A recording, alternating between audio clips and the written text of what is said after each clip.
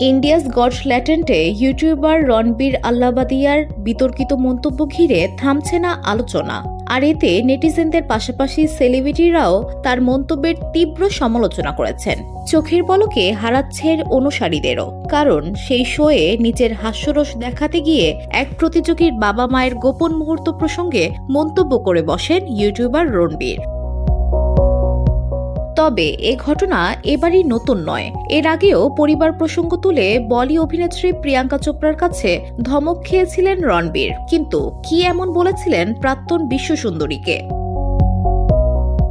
জনপ্রিয় রাজনীতিবিদ, অভিনেতা, অভিনেত্রী থেকে বহু ক্রিকেট তারকারাও আসতেন রণবীরের অনুষ্ঠানে। সেভাবেই বছর দেড়েক আগে রণবীরের অনুষ্ঠানে যান প্রিয়াঙ্কা। তখন রণবীর তাকে জিজ্ঞেস করেন, আপনি কি পারিবারিক অনুষ্ঠানে এখনো যেতে পারেন? এমন খ্যাতির পরও কি পারিবারিক অনুষ্ঠানে যোগ দেন? এতেই খানিক বিরক্ত হন প্রিয়াঙ্কা। ধমকের সুরে অভিনেত্রী বলেন, তুমি কি বলতে চাইছো? আমি খ্যাতি পেয়েছি বলে ভাইয়ের বিয়েতে নাচবো না? পরিবার সবার আগে, খ্যাতিটা আমার কাজের অংশ। আমি কাজ করি জীবনে বেঁচে থাকার জন্য, আর তার সঙ্গে হাত ধরাধরি করে আসে নাম যশ। টিভি পর্দায় কিংবা বিলবোর্ডে যতই তোমার মুখ থাকুক না কেন, এগুলো ছাড়াও বেশ কিছু মানুষ রয়েছেন জীবনে, সেটা ভুললে চলবে না।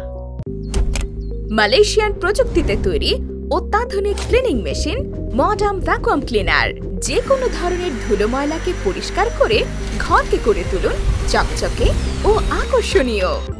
Modem, brand of luxury.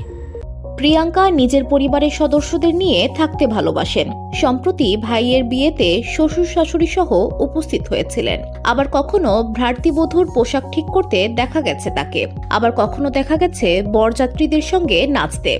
এক কথায় প্রিয়াঙ্কা যেন আর সাধারণদের মতোই বাড়ির মেয়ে।